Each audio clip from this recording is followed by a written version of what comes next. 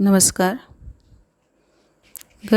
ગઈ વખતે આપણે દ્વિઅંગી વનસ્પતિઓ વિશે શીખી ગયા હતા. હવે ત્રિઅંગી વનસ્પતિ, જેને આપણે ટેરેડોફાઇટ્સ તરીકે ઓળખીએ છીએ. ત્રિઅંગી વનસ્પતિઓની લાક્ષણિકતા સમજીએ તો ભૂમિ નિવાસી છે. અગાઉ આપણે વનસ્પતિ સૃષ્ટિની અંદર લીલ જોઈ ગયા કે જે લીલ જલજ નિવાસસ્થાન ધરાવતા હતા. એના પછી દ્વિઅંગી વનસ્પતિઓ જોઈ ગયા કે જે દ્વિઅંગી વનસ્પતિઓ જલજ અને સ્થલજ બંને પ્રકારનું નિવાસસ્થાન ધરાવતી હતી, એટલે આપણે એને ઉભયજીવી કહી હતી. અને હવે સ્થલજ નિવાસસ્થાન ધરાવતી ત્રિઅંગી વનસ્પતિઓ કે જે ભૂમિ નિવાસી છે, જમીન ઉપર વસવાટ ધરાવે છે. ત્રિઅંગી વનસ્પતિઓ એ છાયાયુક્ત ભેજવાળી જગ્યાએ થતી જોવા મળે છે અને 3 અંગો ધરાવતી હોવાથી ત્રિઅંગી કહેવાય છે.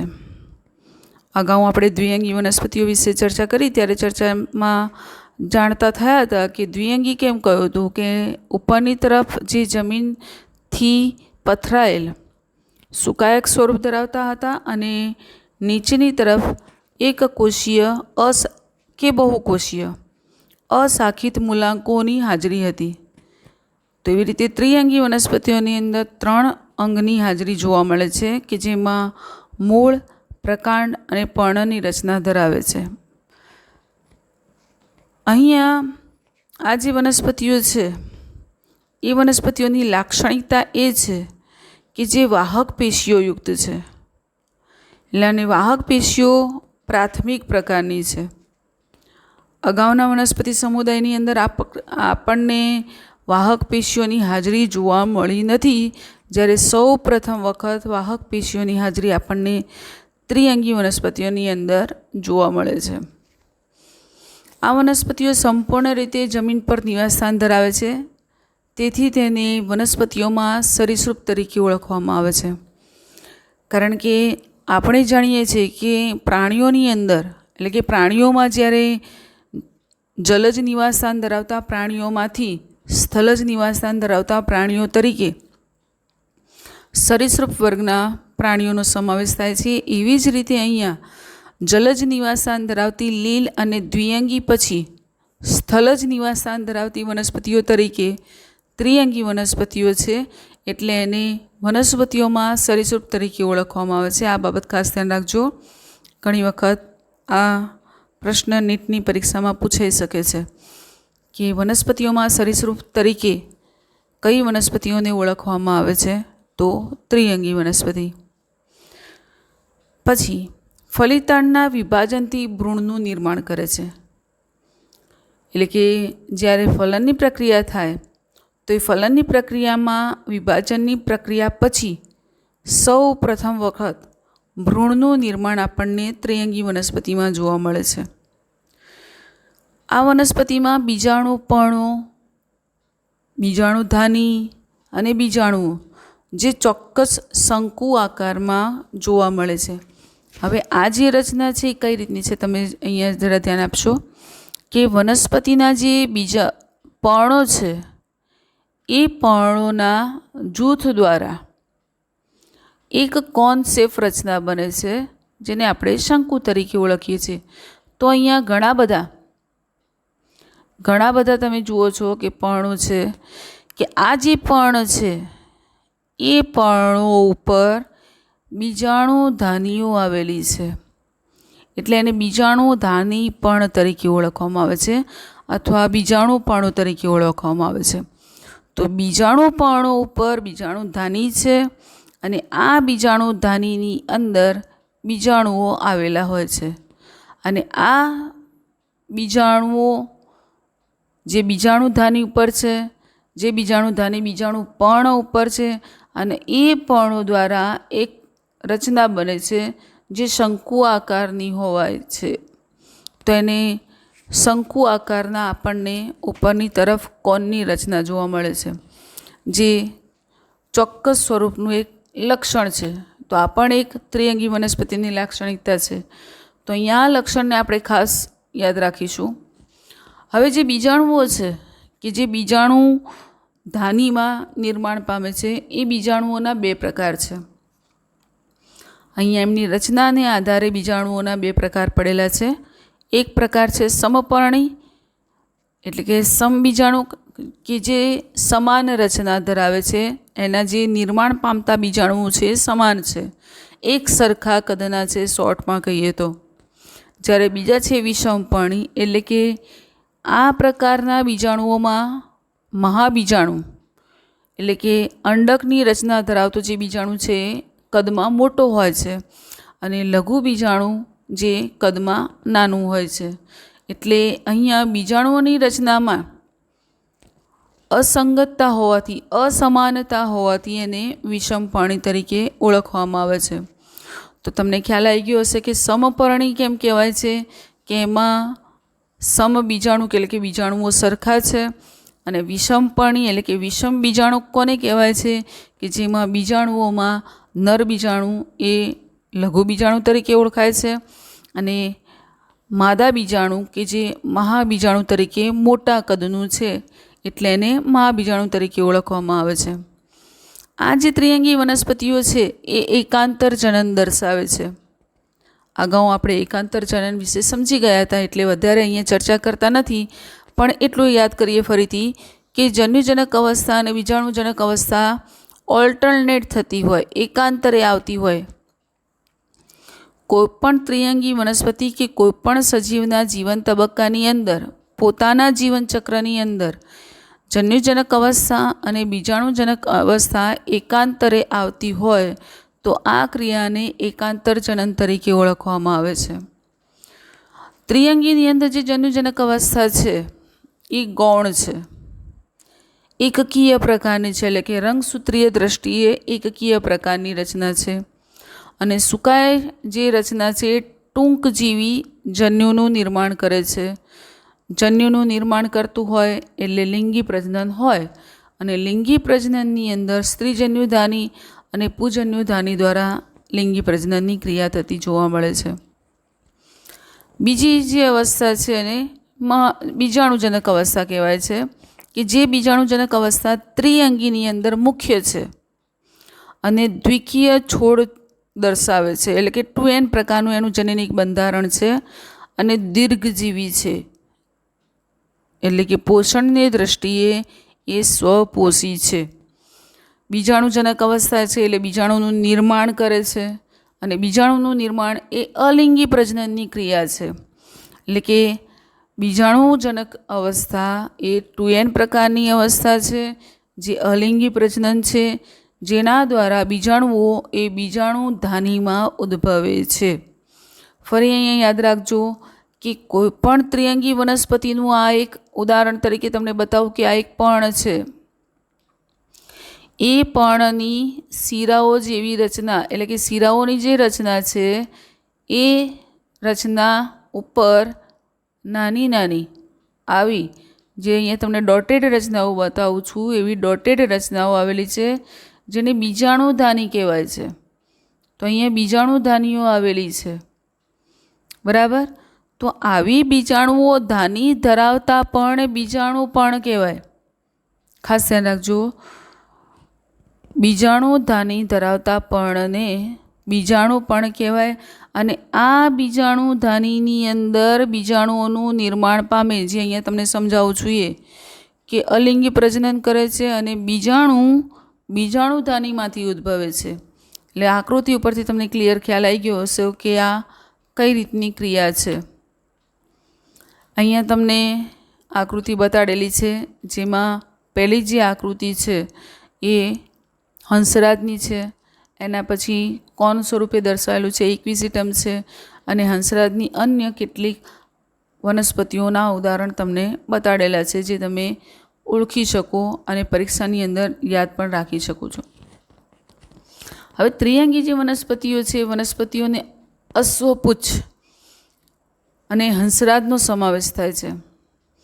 અશ્વપુચ્છ કેમ કહેવાય છે કે ઘોડાની પૂંછડી જેવા છે, એટલે એને અશ્વપુચ્છ તરીકે ઓળખવામાં આવે છે. અને હંસરાજ જે છે એ છોડ સ્વરૂપે છે.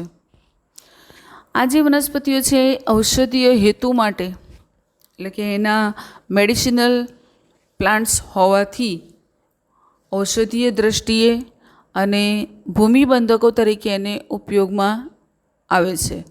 હવે ભૂમિબંધક એટલે શું એ તમે અહીંયા જો નીચે આકૃતિમાં જોઈ શકો છો કે સોઇલ બાઇન્ડિંગ કહેવાય છે, કે જે જમીનની કે ખડકોની સપાટી ઉપર પથરાયેલી સ્થિતિમાં હોય છે ગીચ રીતે, જેના લીધે એ જમીનને બાંધી રાખવાનું કામ કરે છે, એટલે એને ભૂમિબંધકો તરીકે ઓળખીએ છીએ. તો ભૂમિબંધકો તરીકે ઓળખવામાં આવે છે. ઘણી વખત સુશોભન માટે એટલે ઘરની અંદર ડેકોરેટિવ પ્લાન્ટ માટે એનો ઉપયોગ કરવામાં આવે છે, અને એમાંય ખાસ કરીને જે હંસરાજ છે એનો ઉપયોગ થાય છે. તો સુશોભન માટે પણ ત્રિઅંગી વનસ્પતિઓ ઉપયોગી છે. ઉદ્વિકાસીય રીતે જોઈએ તો તેઓ વાહક પેશીઓમાં જલક અને અન્નવાહક ધરાવતી સૌ પ્રથમ વનસ્પતિ પેશી છે. જે અગાઉ તમને કહી હતી કે અહીંયા જોવા મળતી વાહક પેશીઓ એ પ્રાથમિક પ્રકારની છે. જલવાહકની અંદર જલવાહિનીના બદલે જલવાહિની કી, અન્નવાહકમાં અન્નવાહક પેશીના બદલે અન્નવાહી કી પ્રકારની પ્રાથમિક વાહક પેશીઓની હાજરી આપણને ત્રિઅંગીમાં જોવા મળે છે. ત્રિઅંગીઓ જે છે એ ઠંડા ભેજયુક્ત સ્થાને પુષ્કળ પ્રમાણમાં જોવા મળે છે. આ ઉપરાંત કેટલીક રેતાળ જમીનમાં પણ સારી રીતે ઉગેલી વિકસિત થતી જોવા મળે છે. ત્રિઅંગી વનસ્પતિઓનો મુખ્ય વનસ્પતિ દેહ બીજાણુજનક છે. જે અગાઉ પણ આપણે એકાંતર જનનની ચર્ચા કરી ત્યારે વાત કરી હતી કે બીજાણુજનક અવસ્થા એ મુખ્ય છે, પ્રભાવી છે અને પોષણની દ્રષ્ટિએ સ્વાવલંબી છે, દીર્ઘજીવી છે. અહીંયા દ્વિઅંગી વનસ્પતિ કરતાં ત્રિઅંગીના જન્યુજનક અને બીજાણુજનક અવસ્થાના લક્ષણોમાં એટલે કે એમની એકાંતર જનનની પ્રક્રિયામાં ઓપોઝિટ લક્ષણો દર્શાવે છે. દ્વિઅંગી આપણે જાણતા હતા કે જન્યુજનક અવસ્થા પ્રભાવી છે, મુખ્ય છે અને દીર્ઘજીવી હતી, જ્યારે ત્રિઅંગીની અંદર બીજાણુજનક અવસ્થા એ દીર્ઘજીવી છે, મુખ્ય છે અને સ્વપોષી છે, કે જે વાસ્તવિક સાચા મૂળ, પ્રકાંડ અને પર્ણોની અંદર વિભાજિત થયેલી છે.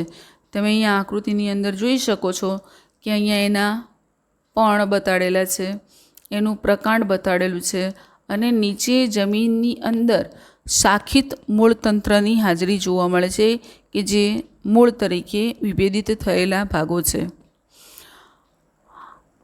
ત્રિઅંગીમાં મૂળ, પ્રકાંડ અને પર્ણની અંદર પણ સારી રીતે વિભેદન પામેલી વાહક પેશીઓની હાજરી જોવા મળે છે. આ એક લક્ષણ કે જે ત્રિઅંગીનું સૌથી મહત્ત્વનું લક્ષણ કહેવાય, કે જે દ્વિઅંગી અને અનાવૃત બીજધારીના વચ્ચેના એક પથ તરીકેનું કામ કરે છે, કે જેમાં સૌ પ્રથમ વખત વાહક પેશીઓની હાજરી હતી, અને એ પણ વાહક પેશી વનસ્પતિના 3 ભાગોમાં એટલે કે મૂળ, પ્રકાંડ અને પર્ણની અંદર સારી રીતે વિકસિત થયેલી જોવા મળે છે. અહીંયા તમે આકૃતિની અંદર જોઈ શકો છો કે એમાં ફ્લોયમ એટલે કે અન્નવાહક પેશી અને ઝાયલમ એટલે કે જલવાહક પેશી વિકસિત થયેલી છે. બાજુમાં અહીંયા તમને પર્ણ બતાડેલું છે, જે અહીંયા પર્ણનો છેદ લીધેલો છે, જેની અંદર આપણને આ પ્રકારની સ્પષ્ટ એની વાહક પેશીઓની હાજરી જોવા મળે છે. ત્રિઅંગીમાં એક શિલાજીનેલા નામની એની એક જાતિ છે, જેના પર્ણો નાના છે અને પર્ણો કદમાં નાના હોવાથી એને સૂક્ષ્મ પર્ણી કહેવાય છે. જ્યારે હંસરાજની અંદર અહીંયા તમે બાજુની જ આકૃતિ જોઈ કે અહીંયા હંસરાજ જે છે એના પર્ણો ઘણા મોટા છે. તો હંસરાજની અંદર જે પર્ણો મોટા ધરાવે છે એને મહાપર્ણી તરીકે ઓળખવામાં આવે છે. હવે બીજાણુજનક એ બીજાણુ ધાની ધારણ કરે છે અને જે પર્ણ જેવી સંરચના પર જોડાયેલા હોય છે, જેને બીજાણુ પર્ણ કહે છે. જે અગાઉ મેં તમને સમજ આપી એ જ વાત અહીંયા તમને ફરીથી ધ્યાન દોરવાની છે. કેટલાક કિસ્સામાં બીજાણુ પણ શંકુ જેવી રચના બનાવે છે અને આ શંકુને સંગઠિત રચનાને પ્રશંકુ તરીકે ઓળખવામાં આવે છે. અને એમાં એક ખાસ ઉદાહરણ યાદ રાખજો કે ત્રિઅંગી વનસ્પતિની કઈ કઈ જાતિઓ શંકુ સ્વરૂપની બીજાણુજનક અવસ્થા દર્શાવે છે. તો શિલાજીનેલા અને ઇક્વિસેટમની અંદર આપણને પ્રશંકુની એટલે કે શંકુની હાજરી જોવા મળે છે. હવે બીજાણુધાની જે છે એ બીજાણુધાની અહીંયા તમને આકૃતિની અંદર બતાડેલી છે કે વિશેષ પ્રકારે અહીંયા બ્રાઉન કલરના જે ટપકા બતાડેલા છે એ ટપકાઓ જે છે એ એની બીજાણુધાનીની રચનાઓ છે કે જે બીજાણુધાની બીજાણુ માતૃકોષોમાં અર્ધીકરણ દ્વારા બીજાણુઓ ઉત્પન્ન કરે છે. અહીંયા તમને કહ્યું હતું કે બીજાણુજનક અવસ્થા એ 2n પ્રકારની અવસ્થા છે અને એમાંથી જ્યારે ફરીથી બીજાણુઓ બને છે ત્યારે બીજાણુ માતૃકોષોમાં અર્ધીકરણ થવું જરૂરી છે કે જેથી 2n અવસ્થામાંથી n અવસ્થાના બીજાણુઓ ઉત્પન્ન થઈ શકે. અને આ જે બીજાણુઓ છે એ અંકુરિત થઈ નરી આંખે ન દેખી શકાય તેવા અસ્પષ્ટ નાના પરંતુ બહુકોષીય જે મુક્તજીવી છે અને મુખ્યત્વે પ્રકાશ સંશ્લેષિત છે એવા સુકાયક એવા જન્યુજનકમાં વિકાસ પામે છે, જેને પ્રસુકાય તરીકે ઓળખવામાં આવે છે. અહીંયા બે શબ્દો આવ્યા, પ્રશંકુ અને પ્રસુકાય. પ્રશંકુ કોને કહેવાય છે કે બીજાણુપણો સંગઠિત થઈ અને જે રચના બનાવે તેને પ્રશંકુ અથવા શંકુ કહેવાય છે.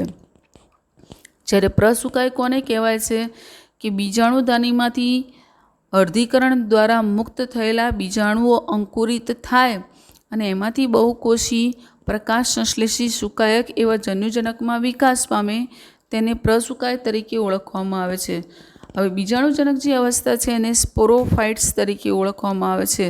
બરાબર, અહીંયા શબ્દ ધ્યાન રાખજો, સ્પોર્સ એટલે બીજાણુ, બરાબર, અને ગેમેટોફાઇટ્સ ગેમેટ્સ એટલે જન્યુ. એટલે આ તમારે ઇંગ્લિશ ટર્મિનોલોજી ધ્યાનમાં રાખવી પડશે. અહીંયા જે આકૃતિ બતાડેલી છે એમાં એક પર્ણની રચના છે, એમાં બ્રાઉન કલરના જે ડોટ્સ બતાડેલા છે, જે ડોટ્સને બીજાણુધાની કહેવાય છે. અને આ બીજાણુધાનીમાંથી બીજાણુઓ મુક્ત થાય છે, જે પર્ણની નીચેની સપાટી ઉપર આ રચના જોવા મળે છે. અહીંયા તમે આકૃતિમાં જોઈ શકો છો કે સ્પોરોફાઇટ્સ એટલે કે બીજાણુજનક અવસ્થાની અંદર જે છોડ છે એના જે પર્ણો હમણાં તમને આગળની આકૃતિમાં બતાડ્યા કે પર્ણો ઉપર બ્રાઉન કલરના ડોટ્સ છે અને ડોટ્સ ઉપર આ રીતની બીજાણુધાનીની હાજરી જોવા મળે છે કે જે કવળ રક્ષાયેલી હોય છે. અને એ રક્ષાયેલી બીજાણુધાનીમાંથી પછી બીજાણુઓ મુક્ત થઈ અને અંકુરણ પામે છે. હવે જન્યુજનક જે અવસ્થા છે, જન્યુજનકને વિકાસ પામવા માટે ઠંડી, ભેજયુક્ત અને છાયાવાળી જગ્યાની જરૂર છે અને ફલન માટે પાણીની આવશ્યકતા છે. અગાઉ આપણે જોયું કે બીજાણુજનકમાંથી બીજાણુઓના અંકુરણ દ્વારા અહીંયા તમે આકૃતિમાં જુઓ છો કે બીજાણુ જે છે એ બીજાણુ ધાનીમાંથી મુક્ત થાય છે. બ્રાઉન કલરના જે બીજાણુ છે એ બીજાણુમાંથી પછી એની જન્યુજનક અવસ્થા જે નરી આંખે દેખી શકાતી નથી એવી જન્યુજનક અવસ્થાનું નિર્માણ થાય છે. જે જન્યુજનક અવસ્થામાં નીચેની તરફ પુજન્યુધાની અને સ્ત્રીજન્યુધાનીનું નિર્માણ થાય છે. અને આ પ્રકારની જન્યુજનક અવસ્થામાં પાણી જે છે એ અનિવાર્ય છે. તો પાણીની આવશ્યકતાને કારણે, કારણ કે ફલન માટે જે ચલપુજન્યુઓ, જે પૂજન્યુધાનીમાંથી ચલપુજન્યુઓ મુક્ત થાય એને પ્રચલન કરી અને માદા અંડકોષ સુધી પહોંચવા માટે પાણી અગત્યનું છે. અને પાણીની આવી આવશ્યકતાને કારણે જીવંત ત્રિઅંગી વનસ્પતિઓનો પ્રસાર ખૂબ જ મર્યાદિત પ્રમાણમાં છે અને તેઓ સંકુચિત ભૌગોલિક વિસ્તારો પૂરતી જ સીમિત છે. આ જે ત્રિઅંગી છે આપણને દરેક જગ્યાએ ઉગેલી જોવા મળતી નથી. એનું કારણ આ પણ છે કે ફલન માટે પાણીની આવશ્યકતા છે. જો પાણી ન હોય તો લિંગી પ્રજનનની ક્રિયા દરમિયાન ફલન ન થઈ શકે. ફલન ન થઈ શકે તો બીજાણુજનક અવસ્થાનું ફરી નિર્માણ ન થઈ શકે અને ફરી નિર્માણ ન થઈ શકવાને પરિણામે એનું જે જીવન ચક્ર છે એ અટકી જાય છે. એટલે એનો પ્રસાર આ પ્રકારની એની લાક્ષણિકતાને લીધે ઓછો થયેલો છે. હવે જન્યુજનક જે અવસ્થા છે એ જન્યુજનક અવસ્થાની અંદર તમે અહીંયા આકૃતિમાં જોઈ શકો છો કે જન્યુજનક અવસ્થાનો જે ટોચનો ભાગ છે એટલે કે ખાંચવાળો જે ભાગ છે એ ખાંચવાળા ભાગમાં એની સ્ત્રીજન્યુધાનીનું નિર્માણ થાય છે કે જે સ્ત્રીજન્યુધાની બહુકોષીય રચના છે અને વચ્ચેનો જે ભાગ છે ત્યાં આગળ પુજન્યુધાનીનું નિર્માણ થાય છે. એટલે કે જન્યુજનક અવસ્થા એ નર અને માદા લિંગી અંગો ધારણ કરે છે જે અનુક્રમે સ્ત્રીજન્યુધાની અને પુજન્યુધાની તરીકે ઓળખાય છે, જેને આપણે આર્ચીગોનિયમ અને એન્થેરેડિયમ તરીકે ઓળખીએ છીએ. અહીંયા તમે બંને આકૃતિ દ્વારા સ્પષ્ટ રીતે સમજી શકશો કે કેવા પ્રકારની એની રચના છે.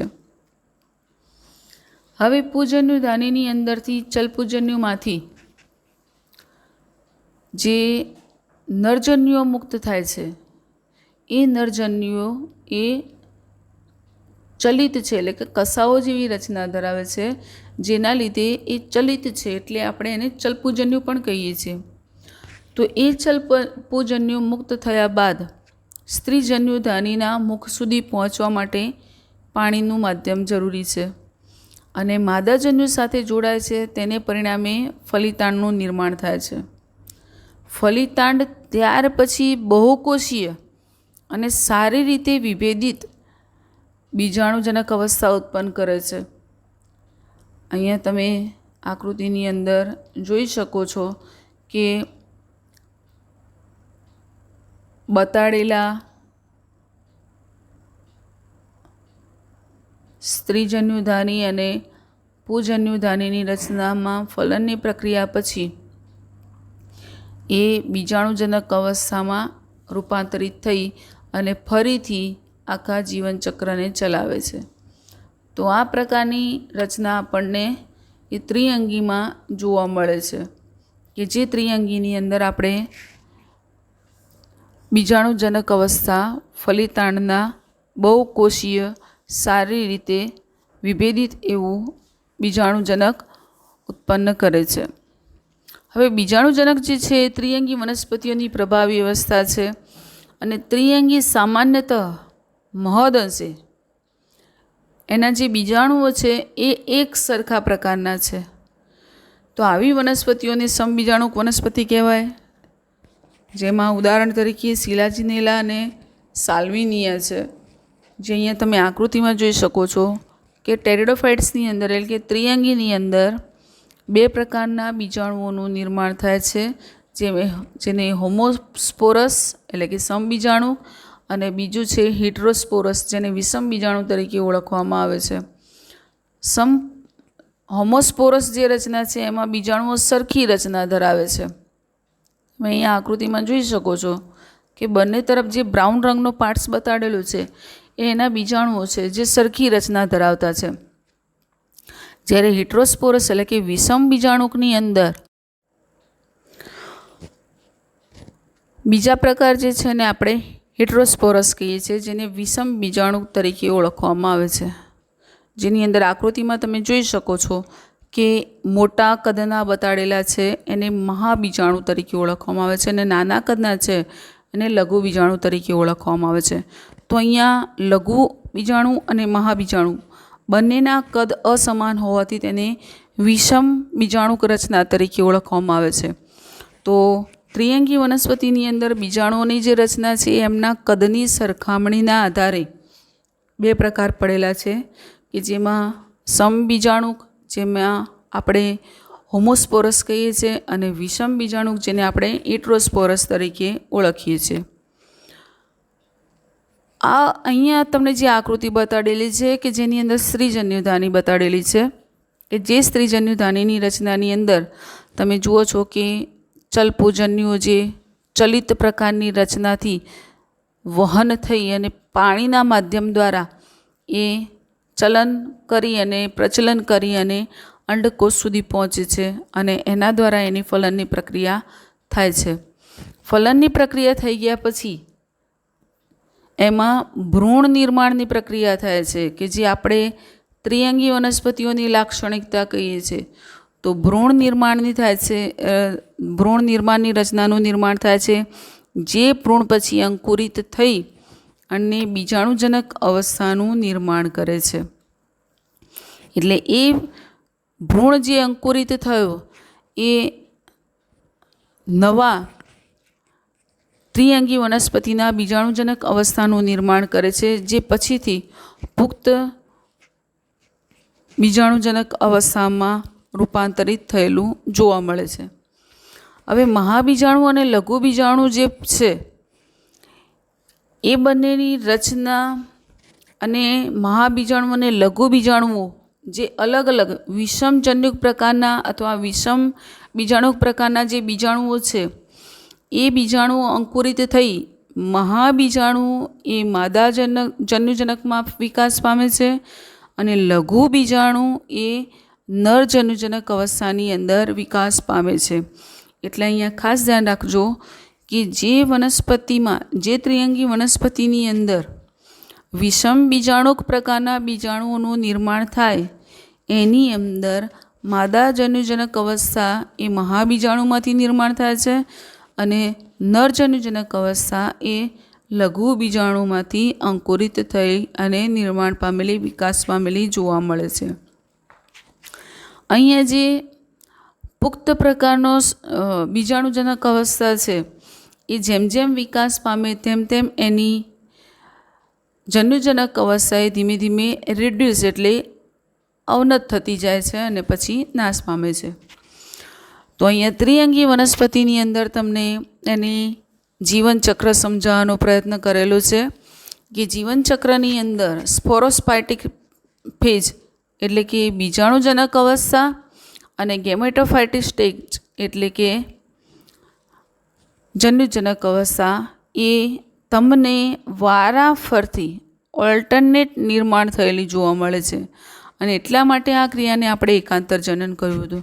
તો અહીંયા તમે સમજી શકો છો કે આકૃતિમાં બતાવ્યા પ્રમાણે બીજાણુજનક અવસ્થા છે, જે બીજાણુજનક અવસ્થા બીજાણુ પર્ણો પર નિર્માણ પામેલી છે.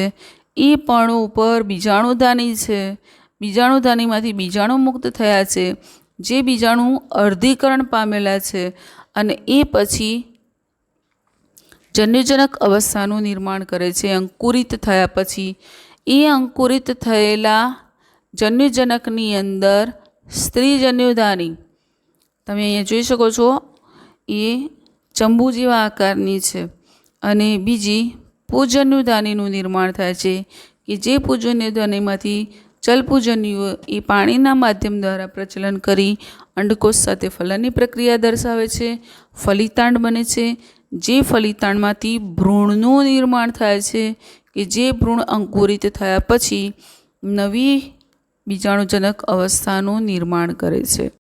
હજી ત્રિઅંગી વનસ્પતિઓ છે એને 3 ભાગની અંદર વર્ગીકૃત કરવામાં આવી છે, જે 3 વર્ગોમાં વહેંચાયેલી છે અને આ જે વર્ગીકરણ છે એ વર્ગીકરણ સ્મિથ 1955, બોલ્ડ 1957 અને ઝિમરમેન નામના વૈજ્ઞાનિક વનસ્પતિ શાસ્ત્રીઓ ભેગા થઈ અને આપેલી છે.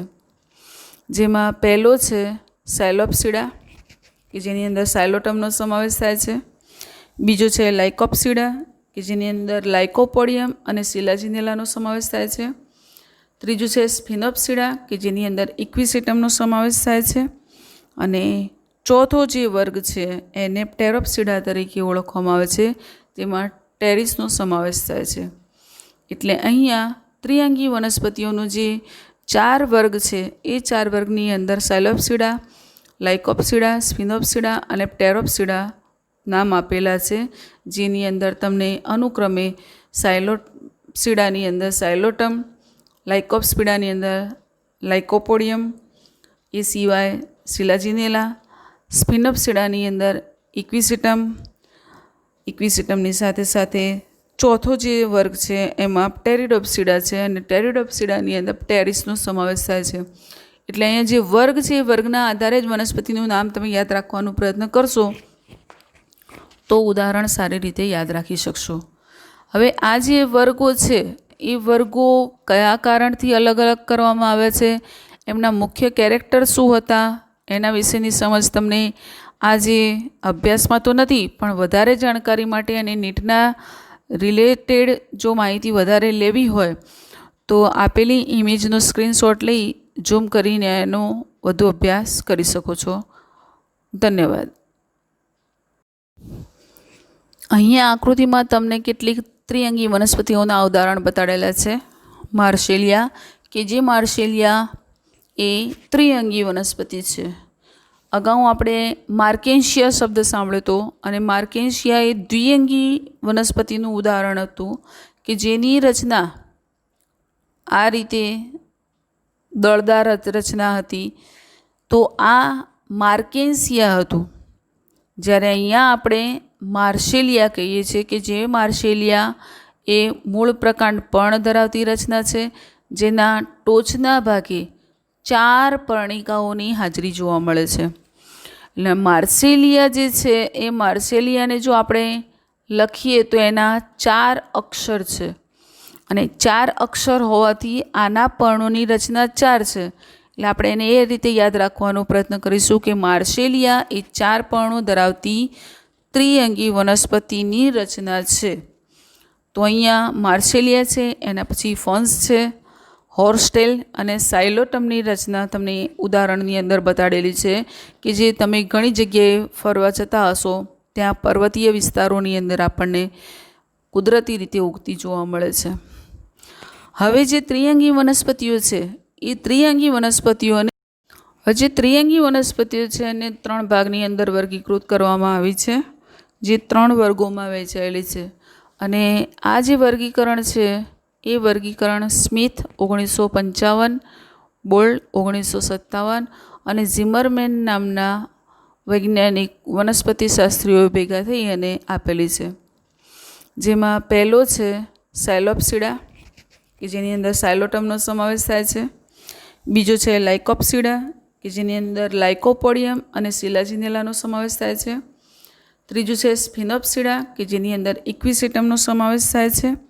અને ચોથો જે વર્ગ છે એને પ્ટેરોપ્સિડા તરીકે ઓળખવામાં આવે છે, તેમાં ટેરિસનો સમાવેશ થાય છે. એટલે અહીંયા ત્રિઅંગી વનસ્પતિઓનો જે 4 વર્ગ છે એ 4 વર્ગની અંદર સાયલોપ્સિડા, લાઇકોપ્સિડા, સ્ફિનોપ્સિડા અને પ્ટેરોપ્સિડા નામ આપેલા છે, જેની અંદર તમને અનુક્રમે સાયલોપ્સિડાની અંદર સાયલોટમ, લાઇકોપ્સિડાની અંદર લાઇકોપોડિયમ, એ સિવાય સિલાજીનેલા, સ્પિનોપ્સિડાની અંદર ઇક્વિસેટમની સાથે સાથે ચોથો જે વર્ગ છે એમાં ટેરિડોપ્સિડા છે, અને ટેરિડોપ્સિડાની અંદર ટેરિસનો સમાવેશ થાય છે. એટલે અહીંયા જે વર્ગ છે એ વર્ગના આધારે જ વનસ્પતિનું નામ તમે યાદ રાખવાનો પ્રયત્ન કરશો તો ઉદાહરણ સારી રીતે યાદ રાખી શકશો. હવે આ જે વર્ગો છે એ વર્ગો કયા કારણથી અલગ અલગ કરવામાં આવ્યા છે, એમના મુખ્ય કેરેક્ટર શું હતા, એના વિશેની સમજ તમને આજે અભ્યાસમાં તો નથી, પણ વધારે જાણકારી માટે અને નીટના રિલેટેડ જો માહિતી વધારે લેવી હોય તો આપેલી ઇમેજનો સ્ક્રીનશોટ લઈ ઝૂમ કરીને એનો વધુ અભ્યાસ કરી શકો છો. ધન્યવાદ.